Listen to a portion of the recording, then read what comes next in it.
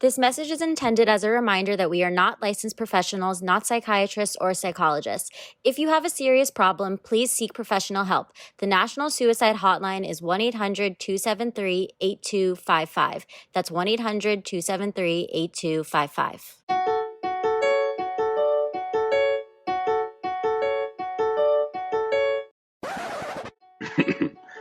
Mic check 1 2. Mic check 1 2. Hearing all these letters read aloud by damsels not in distress. Host came to impress. Bitch, check your DMs. This is hot off the press.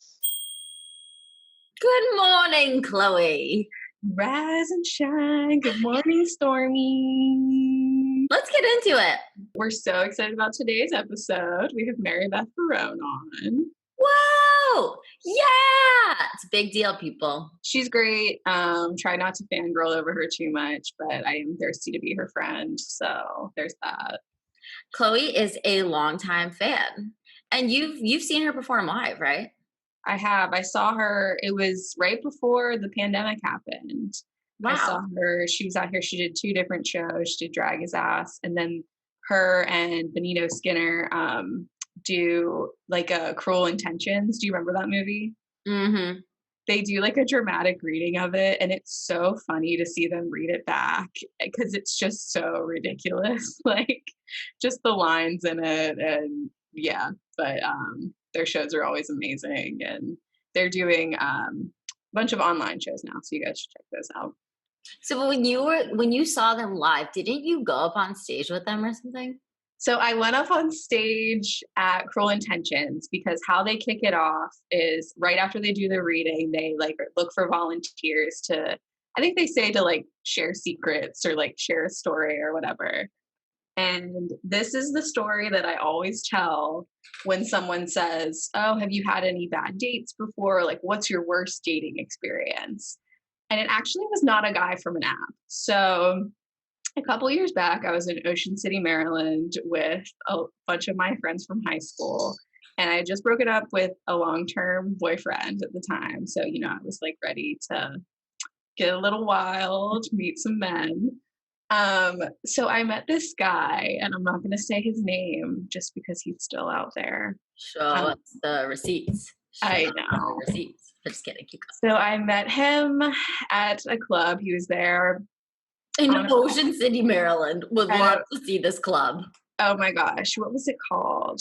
Was it Secrets? It was either Secrets. It would be called Secrets. Either a billboard Secrets with an A, like SEA, Crits. Get it? Clever. City, Maryland is so clever. It was either there or Figures Island. But anyway, we started dancing, and he was there with a bachelor party, and he was older. I mean, I was younger at the time. I was early 20s. I want to say he was like 30s, maybe mid 30s. And we were dancing, and I distinctly remember being like, this guy's older. I think I literally said to him on the dance floor, are you sure you're not, like, you don't have a girlfriend or you're not married? And he was like, no, I do have a son though. And I was like, okay, well, I don't care. I really don't plan on seeing you after this night. So right. That's fine. So we went back to the condo. There were 8 girls in the condo. So we ended up just playing some board games on the porch. Board games? Obviously did not play board games, so I'm not going to detail the activities that we did. I thought you were going to tell us like Monopoly, Twister. Guess it was a form of Twister, huh? Maybe a little bit of Twister, yeah. Anyway, this is when Hurricane Hermione was happening. So it was getting pretty bad. And I was like, you can just go home. Like, I literally did not plan on seeing him again. So the next day we woke up, my poor friend Olivia, we all like wore her earrings out that night. She just had a nice collection with her during that trip. And I wore a pair of her earrings out. I had lost one. So I went out to the porch to find it. And where he was sitting, I found his wedding ring. And at first I didn't believe it. I was like, no, this isn't a wedding ring. And my friend Andrea was like, no, this is definitely a wedding ring. I was like, no, it's not. No, it's not. One of the girls inside was about to get married. And she's like, that's absolutely a wedding ring. So I was like, okay, what do I do? I had like 8 girls like chirping at me, being like, you need to tell the wife, like, you need to do this, you need to do that. And I was like, did you leave something? Then sent him the photo. Because he was like, no, did I leave money or what? And I was like, you fucking know what you left at this point. So anyway, calling me frantically, being like, that's my buddies, like blah, blah, blah. And I was like, okay, like it was just literally so many girls yelling at me. And I was like, everyone, shut up. Here's what we're going to do. We're going to go to brunch. We're going to get whatever the fuck we want, all 8 of us. We're going to just run up this tab and then he can come pay for it. And and then I ended up telling him that. I was like, we're going to brunch. If you want your wedding ring back, you can come pay for it. And he's like, I'm not doing that. I'm not doing that. It was back when you could search phone numbers on Facebook. So I already had the wife's name. I already had the kid's name. I already had everything. We had all the receipts. And my friend Andrea is really good at social media stalking. So she had everything. He was like, I'm not doing that. I'm not doing that. I was like, okay, well, if you don't, I'm going to tell whatever her name was. He was like, tell me when and I'll be there. So we go, we rack up, like, we were just getting like shots, orange precious. We were just like, keep it coming. And we rack up like a $500 tab. And our waiter the whole time was kind of like annoyed with us because it's like 8 girls and we're annoying. And like, he's probably going to have to split this at the end. So he brings the check and then I filled him in on what was happening. And I have never seen someone's face light up this much. He was like, are you serious? Like, this is the story of the summer. He was like, Janet, you gotta come hear this. Like, it was crazy. So he shows up and this part was kind of anticlimactic. Like, he was like really mean. Like, he was like, what's up, psycho? And I was like, what's up? So yeah, he was like trying to give me lip. All the girls were like yelling at him. We were all like, whoa, let's just facilitate this transaction first. So yeah, he paid for it. I gave him his ring back, even though I should have thrown it in the ocean. And when he left, we all chanted asshole at him. Good for you. At the brunch place. That was the last I ever saw of him. Yes. This brunch sounds hilarious. Like, were people in the restaurant hearing you guys chant asshole at him? Yeah, they were all like, why are you doing that? Like, what are you doing? Like, there were some like annoying girls at the table that were like, what did he do? I was like, bitch, you know. Yeah. My friend Olivia was like, the one that I lost her earrings was like, the best thing is he just has to live in fear for the rest of his life because you know all these details about him. Can you look and see if he's still married? I haven't looked. I actually forget his last name. I don't Chloe. But I will say in terms of like what I would do now, I would probably tell the wife. I think the way you handled it was great. But I don't like men getting away with things. So yeah, speaking of men not getting away with things. Yes. I got a story for you. Okay. Oh, I'm ready. So, you know, my days with fuckboys have been over RIP for a little bit now. Though Brian, I consider to be a retired one. However, I got a fix of them lately when somebody had Googled me, my coworker, who we were working on a project together. Long story, I had added my middle name to my LinkedIn account. And my IMDb name, because there are 1,000 Lauren Harrises, also has my middle name. So my coworker had Googled my middle name. One of the top results is Wiki Feet, which is a feet website where people rank and comment on your feet. It is my full name with a link to my IMDb with a rating. I had a 3.75 out of 5 stars on my feet. I mean, not bad, but one man had uploaded 35 pictures from my Instagram account to this feet website where I don't know what they are. Creepy people are commenting and discussing my feet. What were some of the comments? Nice, like beautiful feet, ugly feet, like not like intellectual chat over here, but yeah. So in lieu of them not getting away with it, I tracked this man down on my Instagram, saw he followed me. He followed 2 other girls that I knew. But only one of the girls who I followed was also on the website, but she only had 1 photo. She unfortunately did not get the other 34 uploaded like some of us. So anyway, I made my dad get involved because he's a lawyer. My dad sends a cease and desist letter to the website and it no longer exists. Period. Like people looking at my feet, like it grosses me out. It's weird, and it's a weird violation of privacy, and I'm sorry that happened to you.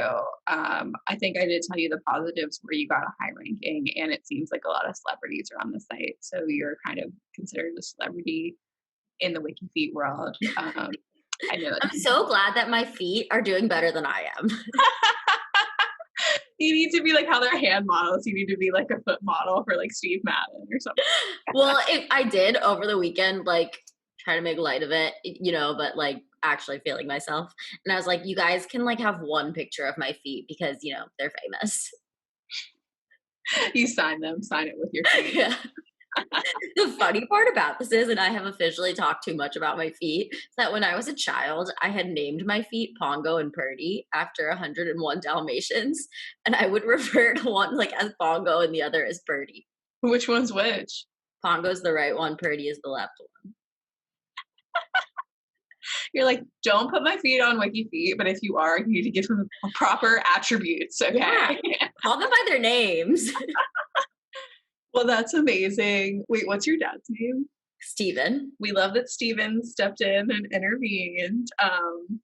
But speaking of people that probably get creepy DMs and weird things like this happening to them all the time, we are so excited to welcome the queen of the Fuckboy Recovery Program, Mary Beth Barone.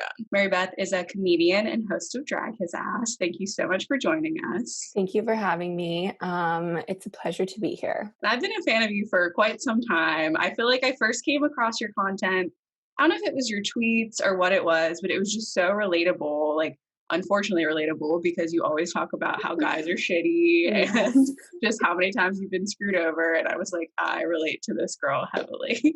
Yeah, I really look forward to the day when we don't have any content left for Drag His Ass, but that has not presented itself yet. So, well, do you want to talk about how you started Drag His Ass and just kind of the experiences you were going through? And like, I was also kind of curious, like, what led you to make it a live show? Because, you could have made it a podcast, you could have made it anything. Was there like a reason you kind of gravitated towards that?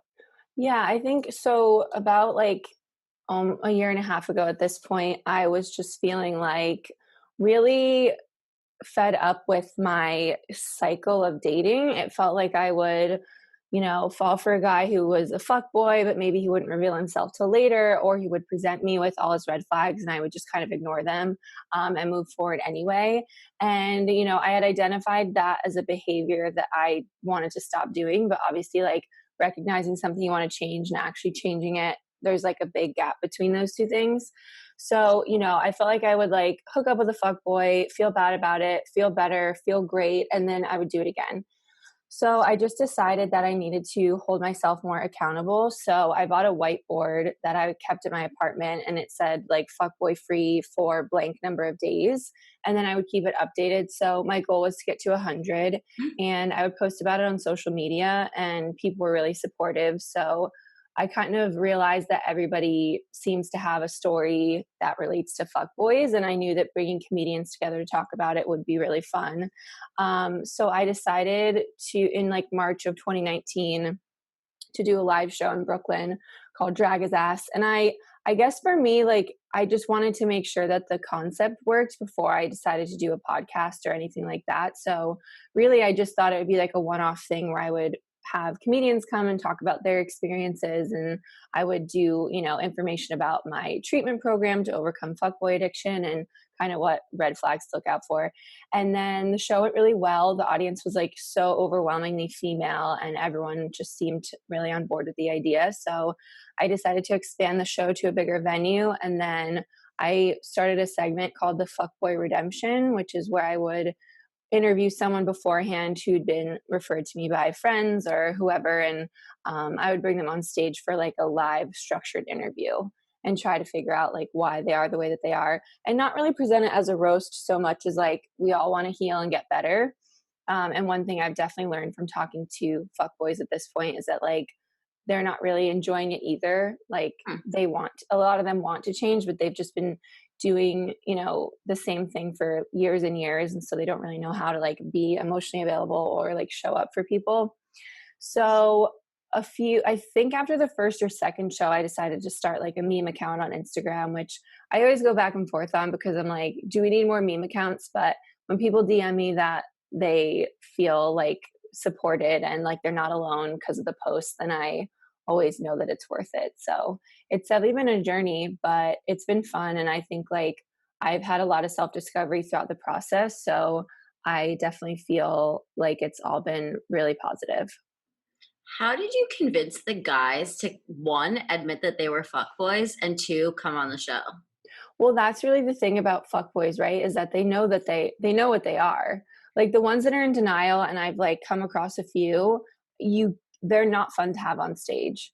I did one with a fuckboy who just, when we met privately, he was willing to talk about like everything, and then we were on stage, he was so like trying to deflect and not like own up to the reason he was on the show. So that made it really hard for me to kind of like steer the conversation. But I think the audience like caught on that that was what he was doing.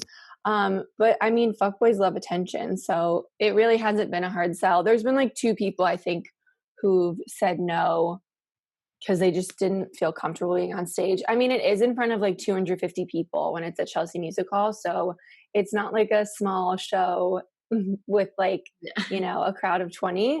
But it's been great. I mean, I've had a lot of good conversations with people on both sides of the aisle following the show. So I think it's been really fun.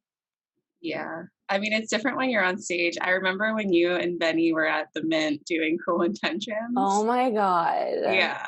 I was one of the first people that volunteered to come up and tell a story. Oh my God. And I thought it was going to be so fun. Like I had like a few White Claws. I was like ready. And then you guys were like throwing jokes at me. And I realized like, because my friend recorded it and I was like watching it back after, I was like, I didn't catch on any of their jokes and they were like 10 times funnier than me.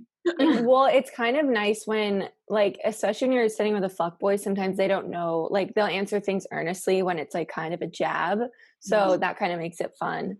But I always want it to be coming from a place of like positivity and never like, I really don't, I don't want my comedy to ever come off as mean, like to the undeserving. So I think it's just funny, like when fuckboys are just being themselves, they're inherently so funny. Yeah. Like I redeemed a girl named Allie out in LA and she's a lesbian. And I was like, you know, have you ever canceled plans with someone to hang out with someone else? And she was like, so earnestly was just like, I thought everyone did that. And it was just like, it was just their, like the way they think about the world oftentimes is just very different. And I think that is always ripe for comedy. We saw her too, because my friend Lauren and I, like, we saw the Dragon's Oh my Ass, and God. we saw you were staying for the Mint, but I saw her, and what did she say? She was like, sometimes I sporadically text people, like I just she purposely sporadically texts people, and I forget what your response was. You were like, that's psychotic. Yeah, because it is. I mean, she's such a sweet girl, and like she's in her early 20s. So obviously, I didn't want to be too harsh on her. Like when it's a guy who's 34 and a 22-year-old girl, it's like those are different, completely different cases, and you have to approach them all differently. But she was just so funny. She literally, her advice was like, you should just wait 3 days to text someone back, and then text them back within 20 minutes, and like just throw them off, just like see what. And I'm like, I cannot imagine living that way. I could never. Yeah. She definitely had like a sordid past. I was like, she was like hooking up with like all the friends in the friend group. I was Oh like, my God, at Gay Astrology. Ugh. Yes, I know, which sounded so much fun. I know what I would give to just be able to fly to LA right now and go to Gay Astrology. Have you thought about transitioning the platform now that we're in the pandemic? So I've definitely toyed with the idea of doing like a virtual show. But right now, so virtual shows are just such a strange thing because it's like, some of them are pre-taped and then you can like, it's sort of like a live experience, but you're just kind of basically streaming something to your phone or your TV. Whereas like if it's on Zoom or Instagram Live or something, it often just can feel like not as put together. So I haven't really found the right balance of like, what do I want to ask of people? And then what will the demand be so that I can make sure like if I'm asking someone to put together a presentation and record themselves and edit it, like I want to be able to compensate them.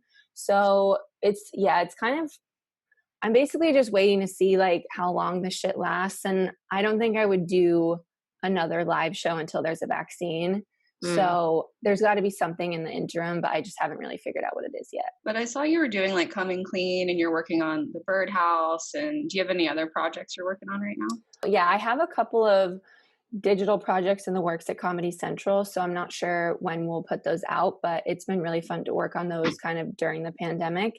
And then I am just trying to figure out, like, Coming Clean was so fun, and I really enjoyed like structuring the show and challenging myself to like come up with interview questions and games, and all that was really fun. So I actually think if I were to do a recurring like virtual streaming show, I would just convert that to a different platform. Maybe one of these like apps that are specifically for events where you can buy tickets. Cause like Instagram Live is great, but since there's no barrier to entry, it's like people kind of just come and go as they please.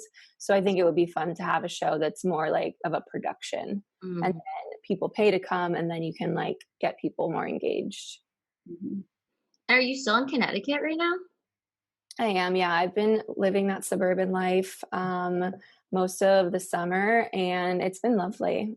It's been great. I love. I mean, I like my family, so I think that makes a huge difference. Yeah.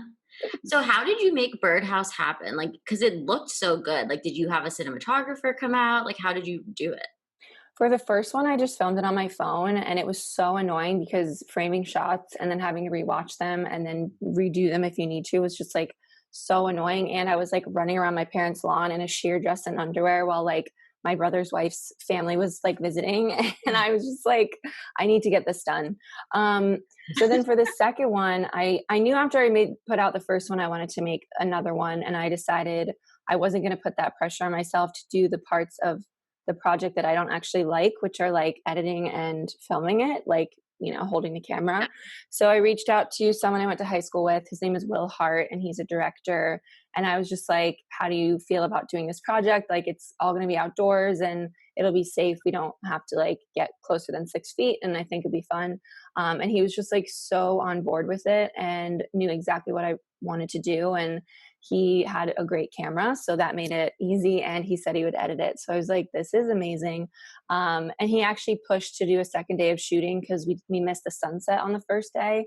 And I was glad that like he did, because that was some of my favorite footage. And I think like a lot of times I'm scared to bring on collaborators because you don't have as much control, but if you find the right people, then it just will improve the project to like have more eyes on it. Have you gone back to New York since the pandemic started? Yeah, I've gone back to New York. I probably have slept in my apartment a collective like 2 weeks in the last 8 months, but it's I've seen it go through like the absolute devastation when people felt like they couldn't leave their apartments, and now it feels like people are out, they're wearing masks. I rarely see people without masks even just walking down the street. So I do think people are taking it seriously, and I've had a few nights where, you know, I've eaten dinner outside and it's been nice. So it's good to see the city kind of bouncing back, but it's just I mean, I talked about this in my like Vulture interview, but going from performing like almost every night and then seeing the city so alive and just feeling like you have all this momentum and everything's amazing, and then it was like this random thing just kind of like dropped a bomb on New York. And it's sometimes I do feel a little bit sad being there because, you know, I miss like how things were, but just kind of have to get through this time and hope that we are able to like come back stronger, I guess. I don't know. No. Yeah. Do you miss New York a lot? I see a lot of people pressuring you to move to LA. I'm probably one of them. Like, I probably like all the comments. I feel pressure to move to LA, but I will not do that unless I get a job. So if anybody wants to hire me or cast me in something, if you feel that strongly about me moving to LA, then I will do it. But I won't move there without a reason, because I like visiting. Like LA has really grown on me as a place to like spend a month. And that's what I was doing in February when I went, and I had so much fun.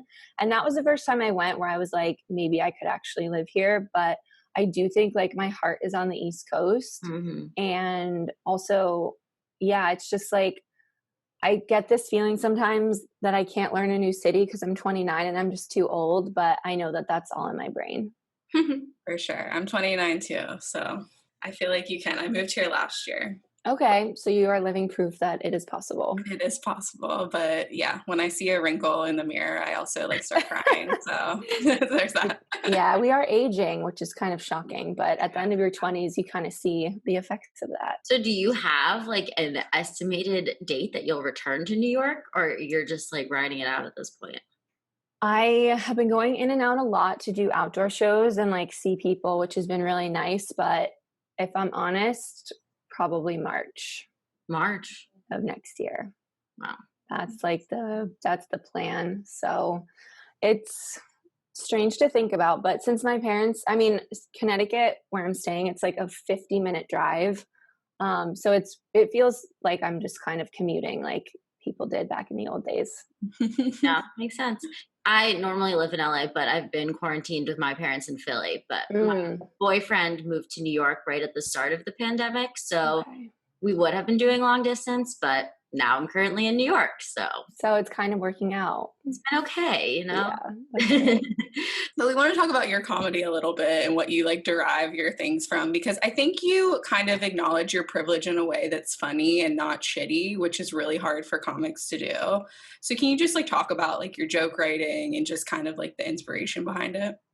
Yeah, I think early on in my career, when I was still doing open mics and everything, like I was 24, 25. So I really like, I had lived in New York for 4 years, but I hadn't really been like thrown into that diverse of a culture. Like I was working at a startup that hired a lot of people from like Ivy League schools, and I was a college dropout. So I'm not coming from that place necessarily, but it was just like, it was very homogeneous, like the whole office. Even as it grew, we had a lot of problems with diversity there. So when I started doing comedy, that was when I was kind of like in the mix with people that just had completely different backgrounds from me. And I learned so much in those like early improv classes about like what is okay to say and what's not, and like how you can punch up instead of punching down while maybe talking about the same things. So those like early classes were really beneficial to me. And then seeing open mics, like just watching so many people get it wrong and just feeling like I definitely had a few missteps early on of like jokes that I wrote that then I would think about and be like, what am I actually making funny here? Like, what is the funny part of this joke? And I think a lot of people, well, I don't want to say a lot of people, but doing like reflecting on jokes like that is important to me because like I said, I never really want to punch down. So then I just kind of tried to think about like, I think I talked about this on another podcast yesterday, but like one thing that has prevented me, I think, from like joke theft is just that a lot of my jokes really speak to my experience, but I try to do it in a relatable way. So it's like if someone stole my joke, it would be obvious because it's like you just didn't experience that because it's what I went through. So I think like with my comedy, I try to keep it relatable, and sometimes I'm surprised at like what people will laugh at. Like I'll write a joke and I think I know what the funny part is, but then it turns out I'm dumb and the funny part is actually me being dumb.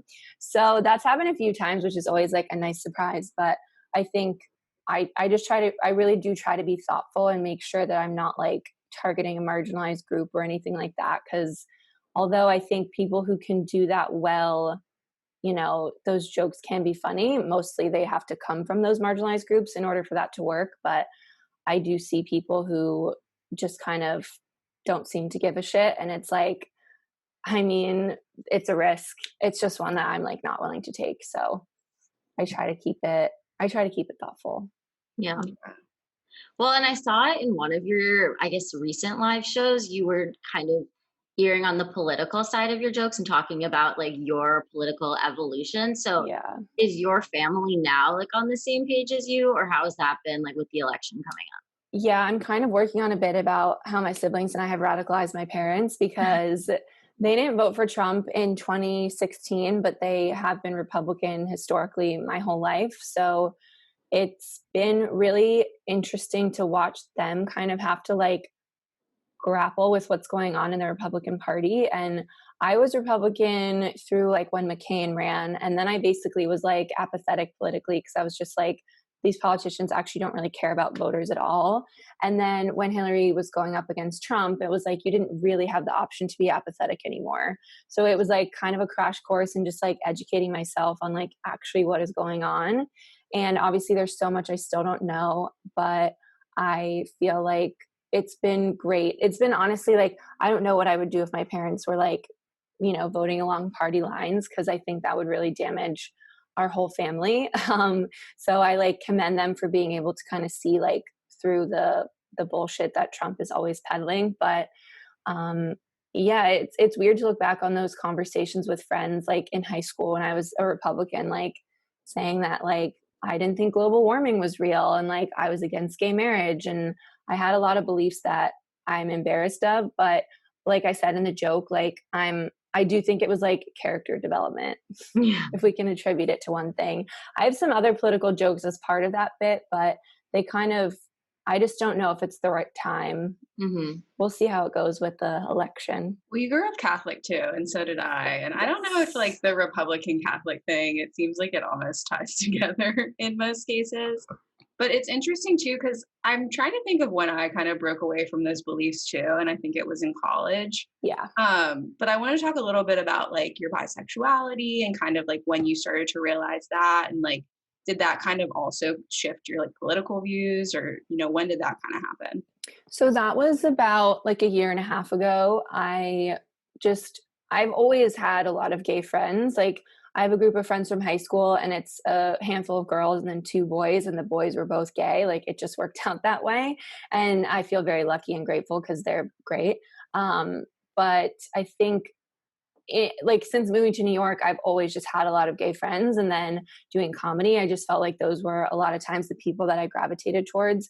So when I decided to educate myself and become liberal, I was like, well, obviously all my friends, I guess like that wasn't one of my main issues, was like, I don't think gay people should get married. Like I think everyone deserves rights and they should be able to do what they want.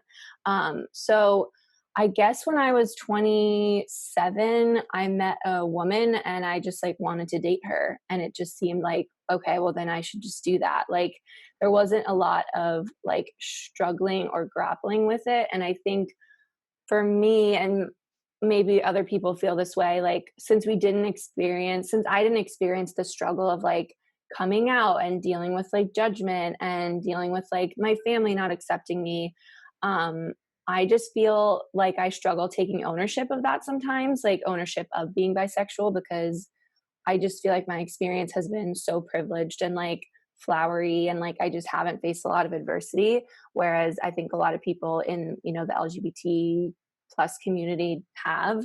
So yeah, after I dated that girl who was amazing and helped me really like kind of form my beliefs as a bisexual person and like what I wanted to get out of my sexuality, I've looked back on a lot of things that happened when I was younger that point to like, well, obviously you've always been attracted to girls. It was just like I was always being presented with guys. And so I didn't explore that as much until I came out. Do you feel like after dating a lot of fuckboys and then dating a woman, it makes you hate the fuckboys even more than you did? I think it just points out like the stark contrast. And like, I want to say like no gender is perfect across the board. And like dating a woman made me really get out of my comfort zone with like being emotionally vulnerable, because she wanted to talk about her feelings all the time. And I was like, this is crazy because I am not used to it.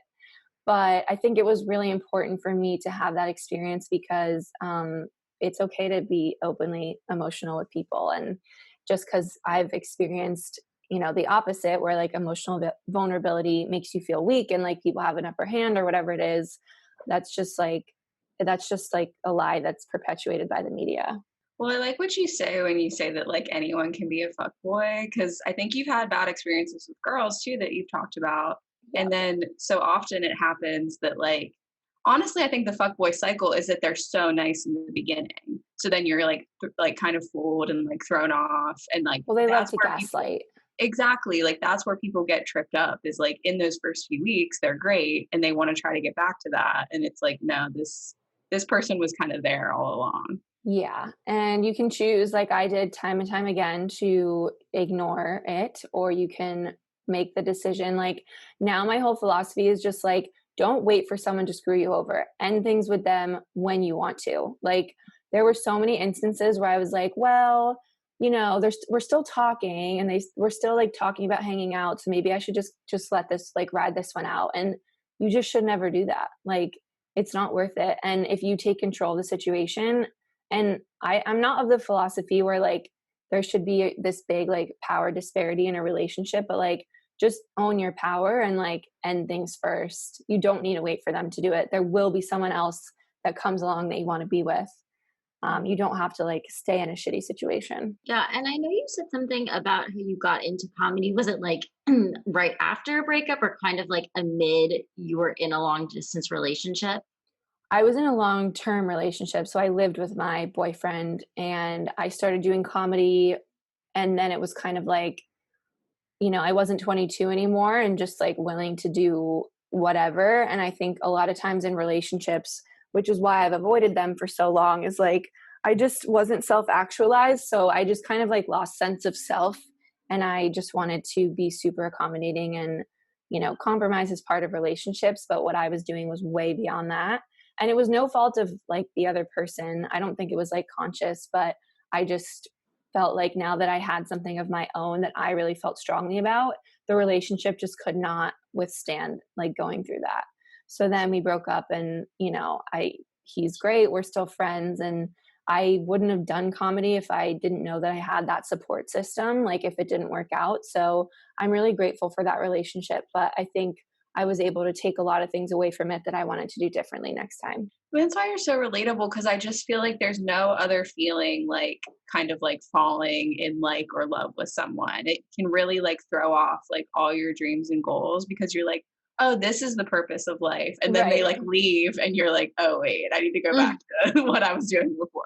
Exactly. And I think that can be jarring, but going through it a lot of times, it reminds you who's always going to be there when, shit hits the fan. So I think that's important. When you first started getting into comedy and had to be super personal about everything that you were talking about, because you say that you draw on your experiences, and I feel like that was what was so interesting about Birdhouse, was it really felt like a look inside your mind. Like, does that ever feel daunting, or how do you get through it?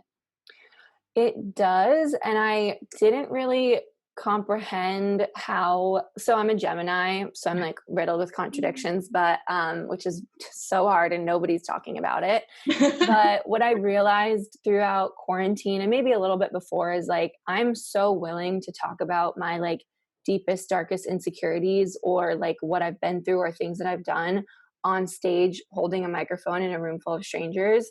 But if I'm like sitting across from someone on a date, I'm just like, I'll just let them talk and kind of like, I'll chime in when I have something to add. So it's like this weird thing of like, when I feel like for some reason being on stage, it feels like there's no stakes, when it is pretty high stakes. But being on a date or like talking to someone one-on-one, it feels like, well, I just can't let them see what's going on in here. So it's definitely like, it is very revealing. And I have to, sometimes I'm like, whoa, am I speaking too personally here? But I think since I've just done that since the beginning, I want to continue it, even if I am like hesitant at times, because no one's ever come to me being like, I think this was just like a little bit too personal. Yeah. So if someone does, I can address that, but it's felt good and like a release in a lot of ways. Yeah, I know you're a Gemini and so am I, but do you know your rising or moon signs? I'm a Gemini, double Sagittarius. Oh, I'm double Pisces. Okay. Which is interesting. I know it's hard. I don't date Pisces men, so it's weird that I'm double Pisces. Well, I do. I love astrology. I think it's like so fun. And I obviously, don't take it too seriously, but I think it is nice to find out, like, it's just fun. Straight guys hating astrology pisses me off so much, because it's just like, shut up. Just let us have this. I used to have like one thing. Yeah, exactly. You've taken enough away from us. It's like, exactly. Just one thing is not hurting anybody. Exactly. But my boyfriend's gotten really into it, because like my friends and I told him that he was a Capricorn, and like good things about Capricorns, right? So now he's like, yeah, I'm a Capricorn. Like, we're the best. Like, well, and that's a very Capricorn thing to say. So Capricorn of them. Maybe if all guys were Capricorns, they would be on board with astrology, but you can't all be Capricorns, boys. Yeah, I wanted to also ask you, I meant to ask this earlier, but about Birdhouse. Sorry, I know I keep going to this, but I really liked it. Thank you. Because you are not holding a mic in that context, and it was kind of like a look into your brain, was that a weird switch in being personal in that context? Yes, because I think when I'm on stage talking about it, if I'm not recording it, it's like, okay, well, I'm going to say it to these 50 people and it's going to go away. Like it'll be like it never happened, one night only vibes. But then putting it on the internet was obviously a lot more daunting, because also it's such a weird format. Like if I was doing 4 minutes of jokes and it was in front of an audience and it was like people watching at home, so to speak, knew when to laugh, that's just like different than doing jokes that are largely untested, especially ones that are so personal. So yeah, I posted it and was like, I just like, I'm gonna go throw my phone in the river. Like I don't want to see what people are saying. But I think that people like those type of projects are always going to be the ones that like don't get the most likes or shares or comments. But I think for people who do like it, it's like it hits harder. So that to me is like a success. I mean, it's hard to be vulnerable and put stuff out. Like I put stuff out before, and then like at 3 a.m. I wake up and I'm like, that was too much. You need to take it down. Like it's just I've done that with tweets, and then there's a delete button for a reason. Well, yeah, because it was like really artistically beautiful, but also really funny, which I felt like it was different than watching like your standard comedy show, which is what made it different and interesting. But I could see also made it more vulnerable. Because I'm not, yeah, it's like, one, people have to be on board with the idea. Two, they have to be like not rolling their eyes. Cause like, I know what it is. Like, it's like an art house, like stand up weird, like hybrid thing. And I could see people watching it and being like, why is this bitch taking herself so seriously? But I think for people that saw it as almost like satire on those type of movies, got it in one way. And then people who like those type of movies could enjoy it for that as well. So I just wanted to give people the option to choose. That was the goal. You got like really vulnerable with your friend that died, and I related to that because I had a friend die a couple years ago when he was really young.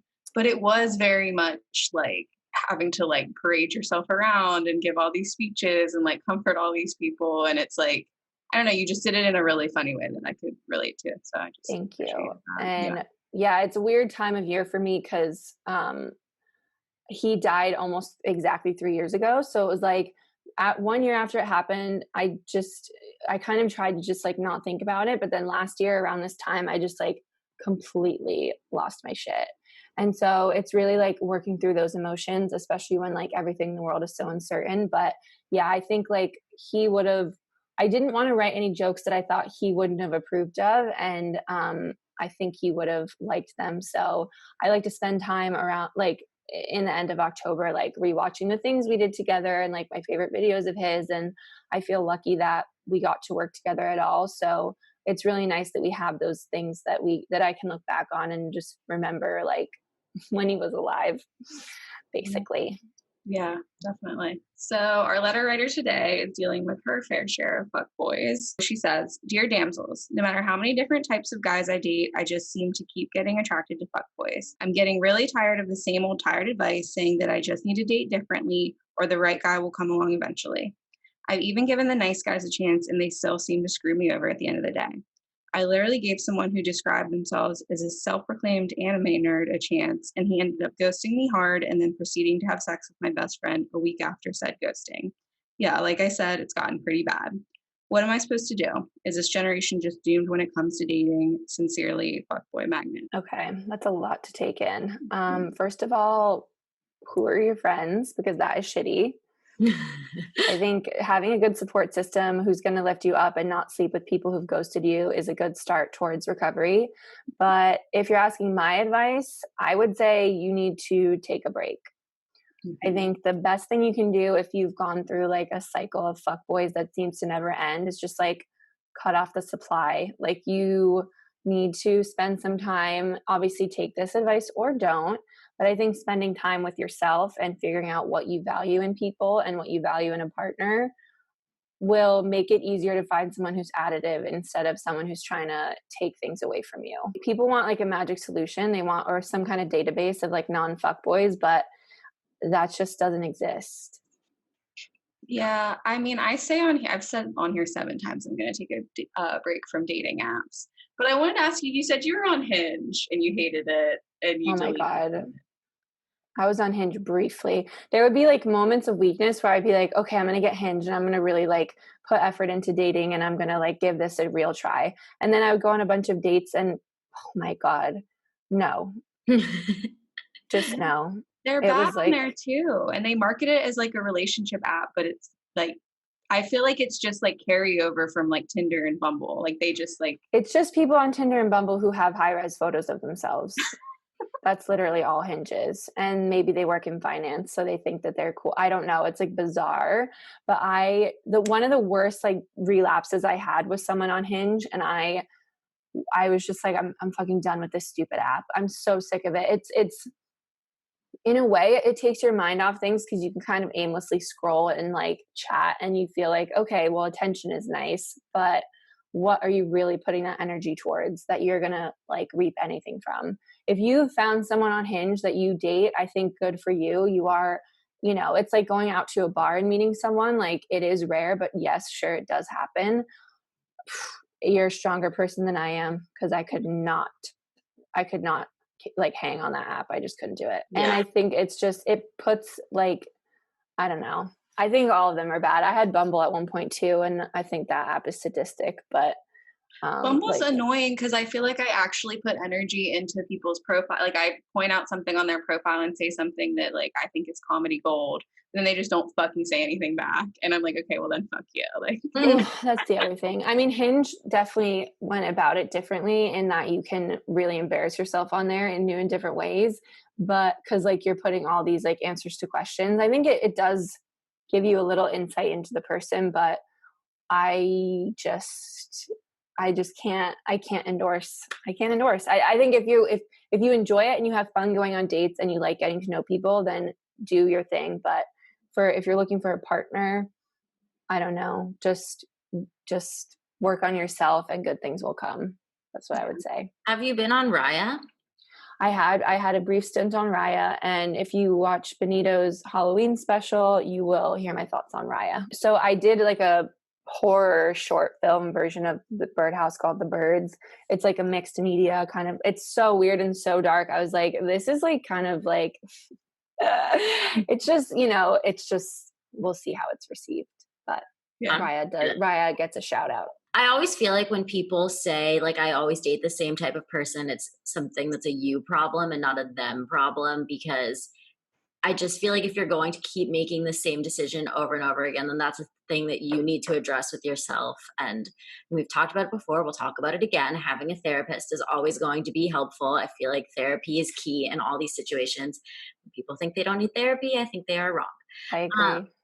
So I really feel like that would be something to take into consideration. And yeah, I think that there's a lot of other problems here. Like you said, the best friend a week after, that's ridiculous. Like, any friend should never do that to you. So not to be mean, but I think this is a you problem and not a fuckboy problem. Yeah. And I mean, just because someone says they're an anime nerd, I don't think you can assume they're not a fuckboy. Like, no, I feel like all the guys in the apps are like, I'm a nerd, and I'm like, ew. but also that's not a personality. I'm sorry. Nerds are, that's a personality in high school. That is not a personality when you're an adult. Like, tell me something real about you. That is one thing fuckboys cannot do. Just say, tell me one thing about you that is true, not related to your appearance or like your interests. Just tell me one thing. And they cannot do it. They struggle so much. It's like, it's insane. But I feel for this person. I've been there, time and time again. And I think there is a light at the end of the tunnel. But if you're not making decisions like putting yourself first, then that's you. And also maybe just wait a bit longer to sleep with people, because that's the thing I was always really bad at. And then I would get really upset. Yeah. I think it's like when you like, after you kind of like face like traumatic experience after traumatic experience, it's just like, you can't bounce back from that right away. Like no one can. Like you need to take a beat. And like, I've had like horror stories with my friends. Like my one friend, she went on a date and he hooked up with another girl in the bathroom on their first date. What like, the fuck? Ridiculous. Like the way that these people act. And I think now is just a really good time to just like, I mean, no one's doing anything. No one can really go anywhere. It's like, just take some time for yourself and chill, and don't go on the apps because they're terrible. People don't want to like introspect or figure. Yeah. And I think it is really hard. It takes work and it takes a lot of times going to therapy, but it's worth it because you will feel a lot better. Yeah. Well, I also think quarantine is interesting because it's kind of forced us to look at the people that we are close with because there's no more meeting new people. And I Mm-mm. think that's what makes dating so weird. But I mean, that's something to be addressed. Like, if that's your best friend, then these are the people we're stuck with at a time like this when a pandemic hits. So I feel like those relationships become more important than the people that you may have a potential relationship with going forward. We hope that you recover, And fuckboy get well magnet. soon. Get well soon. Well, she doesn't have your show. So how is she going to recover? I know. You know what? I'm sending good vibes. That's all I can do at this time. Well, in the meantime, where can people find you, Mary Beth? People can find me at my parents' house but don't come here because that would be weird. You can find me on social media at Mary Beth Barone. I have a YouTube channel. You can follow Jaga's Ass on Instagram, and someday there will be live performing again, and you will hear about it on my Instagram. Well, Mary Beth, thank you so much for coming on. This has Thank been you for awesome. Having me. This was a pleasure, and I hope that everyone who listens has a great life ahead of them. Well, Chloe, your dream has been realized. She definitely is one of my top comedians. She just is really relatable. You know what I mean? I think she discusses these things in an articulate way, and people that are in the dating world can really resonate with it because we've all had to deal with our fair share of fuckboys. I didn't get a chance to ask her. She's doing she has these forms that people fill out, and she calls it like qualitative research. But yeah, I filled out her form, some of my fuckboy experiences, and it'll be interesting to see what she does in the future. She's so funny. I wanted to talk to her, but I forgot to say it also about her joke about like how privileged people are to have been liberal their entire lives. Because I like had never looked at it that way, that like you were lucky to have a liberal upbringing because like you guys were talking about how you went to Catholic school and I went to Quaker school where like literally all of my teachers were gay, and like every Wednesday somebody new would come out during meeting for worship and you'd be like, oh yeah, just another Wednesday. And like both my parents were so liberal, and it just never occurred to me that like that was a privilege. Like actually going to LA felt more conservative than my upbringing. One of my favorite jokes of hers too is when she says she's like always checking her privilege, and then she said to make sure it's still there. Yeah. I love that. I want it. I need that. Yeah, don't take it. But she's really great. I look up to her in the comedy world, so it was really cool that she was able to come on today. She's somebody who does a really great job of bringing in their personal life experience too to their comedy, which I think we can all take a lesson in how brave it is to be vulnerable, but also how relatable you are when you do so. Well, guys, write us those letters. Vote. Stay hydrated. Wear a mask. All those things. All right. Until next time. It's going down in the DMs. Bye.